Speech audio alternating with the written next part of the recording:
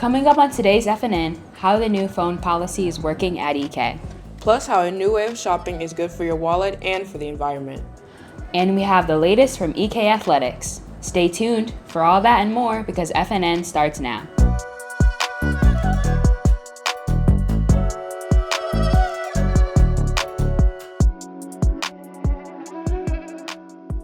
Happy Friday, Falcons. I'm Taya Moore. And I'm Nia Holly. The start of the semester saw one very large change to classrooms here at EK. The new phone policy has been in place now for close to 2 months, and FNN's Christian Salas Salinas spent time with Mr. Bakri to discuss the effectiveness of the new policy. Here at East Carolina High School, a new policy has taken center stage, aiming to enhance focus and reduce distractions in the classroom. The school administration has implemented a brand new phone ban during school hours. Why we implemented a new phone policy at East Kentwood High School? Well, one of the reasons, hold on one second.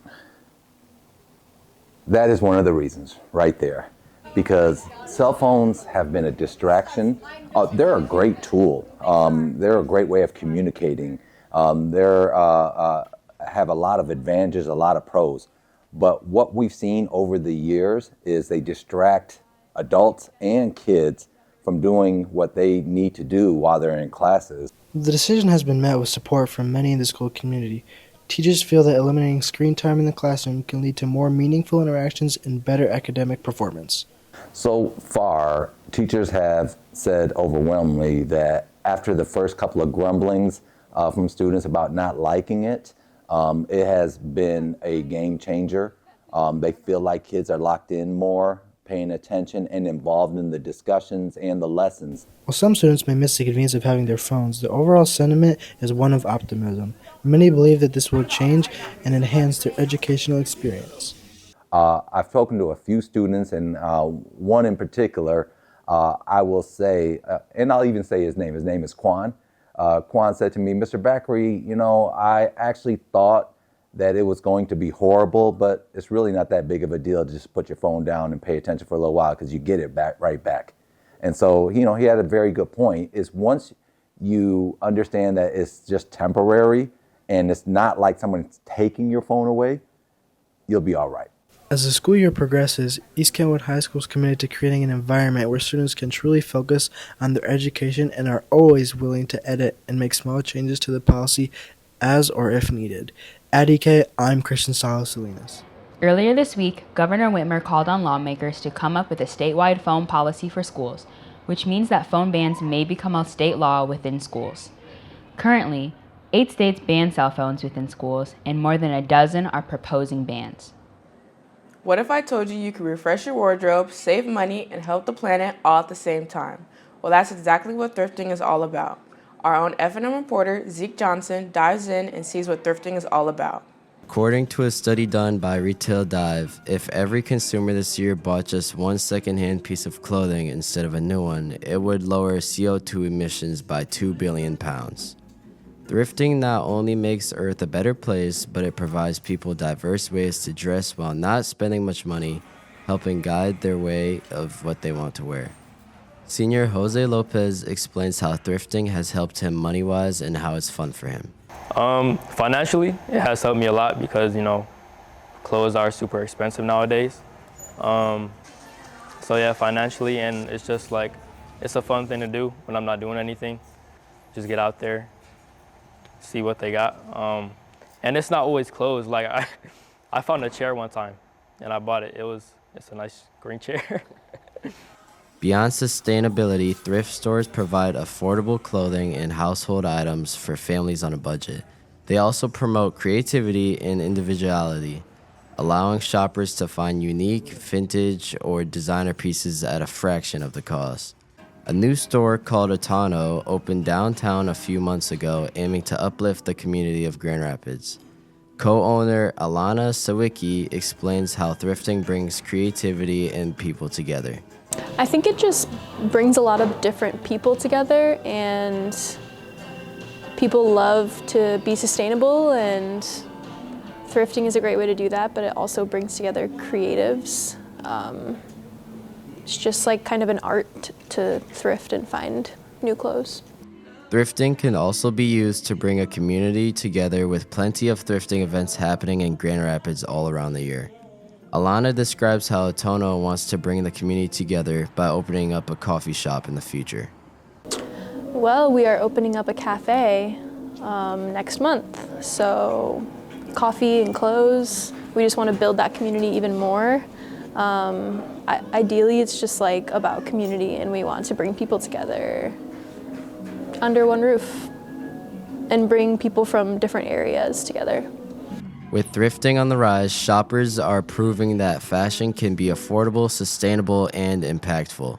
Whether it's finding a unique vintage piece, supporting a local charity, or reducing waste, thrift stores are making a difference, one purchase at a time.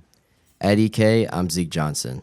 As more people embrace secondhand shopping, it's clear that thrifting isn't just a trend, it's a smarter way to shop. East Kentwood is home to more than 50 clubs and groups, and that's not just including athletics. For many, joining a club is a chance to connect, and for others, it's a chance to reflect on and celebrate their culture. FNN's Ashanti Yarbrough spent time with the Black Student Union to learn more about their impact on not only the school, but also on its members. Here at East Kentwood, BSU has impacted the mindset of a lot of students. BSU has changed interactions between students around the school. BSU normally has bake sales and events that are fun and involving in many areas. Sophomore and member Sage McKinney Brown explains her involvement in BSU. For BSU, I organize any type of festivals that we do. I usually lead the meetings if I'm there, or create the slideshows that we have. Groups such as the Black Student Union can help you realize how much your past matters and what you can do to make the future better. During their meetings, students all have the chance to open up about where they come from and their point of view in the world. What led me to join BSU is my dad. He is very in tune with his history, and he believes that knowing your past can help you with your future and help you find your identity as yourself. At East Kentwood, our teachers love to learn about their students' past and what their history means to them. This BSU staff in particular tries to enhance the knowledge of Black history and culture every time they meet. Dalanella Large, the advisor of BSU, says how much this club means to her and the impact it has on her life. Oh my gosh, that's who I am. I went to I'm a proud graduate of an HBCU. I just love us, I just love our culture, and anytime that I have a space where I can promote Blackness and just build awareness, I'm all for it. So that's one thing I love about being an advisor, just talking about the rich legacy of us. BSU gives many opportunities to learn and grow in the Black community. If you are interested in joining the Black Student Union, they meet every Thursday after school in room 221. And that wraps up your news this week, Falcons. Now let's send it over to Erica Large for your EK Sports Report.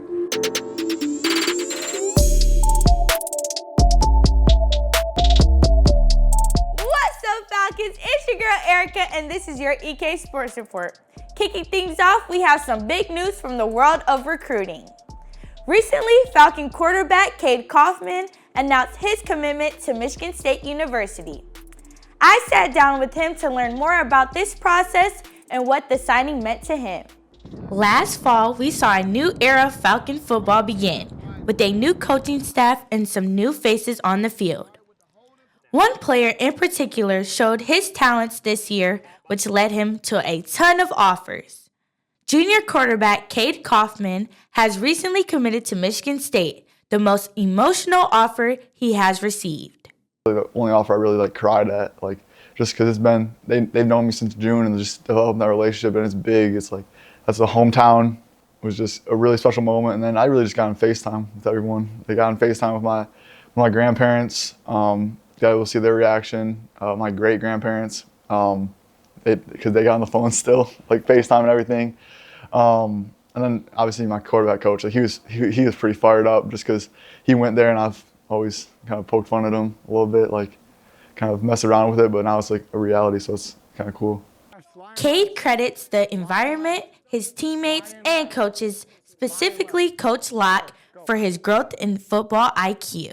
Yeah, I think the football journey is just, I developed so much mentally and then physically, working out here, being around a ton of great guys that want to compete, and then being able to really get on the board with Coach Locke and just able to learn what he knows. And then, I mean, that's the biggest compliment I've gotten from all these coaches, just how intelligent I was on the board and being able to really talk about it. And that's really what I've developed here. Coach Lacanaria explains that Cade's work ethic is why he has this special opportunity to play at this high level. Somebody that is very determined, and he's kind of got like that Tom Brady syndrome where he's had a chip on his shoulder and had to have so much of it throughout his life, that his growth, I think, is one of the things that makes him so special. A lot of players don't really have, they haven't sharpened that tool when they get to college. They're used to being the guy, 3-4 year starters, things like that. Cade's had to earn that, and he's going to go and earn it again in college too.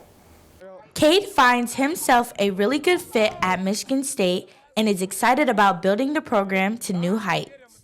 It's in a real rebuild right now, so being able to enter in 2 years into it and really be sort of a face of that and really turn that program around, which is just really exciting to me, and then go play at a high level with a great offense to just, I feel that best fits my skill set to go on in the next level after that.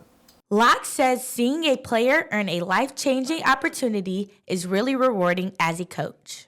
To see him go to a Power 4 school in state, and really it's life-changing. So to be able to witness that, it's the best feeling in the world. That's what you get into coaching for. Congrats again to Cade and to all of our Falcon athletes that will be continuing their careers at the next level. Moving on to our wrestling team, who are the 2025 District Champs. Congrats to this team and to Tyler Mewson and Anari Roberts as they earned District Champions in their weight class. And Miss Anari Roberts has made her mark as the first ever District Champion in EK Girls Wrestling history. She has the chance to make history again at the individual state meet this weekend alongside Tyler Mewson, Matthias Granderson, and two-time state qualifier Isaiah Hutnell. Well, that does it for today's Sports Report. We'll be back next week with more recaps on your state qualifiers. Now let's flip it back to the desk.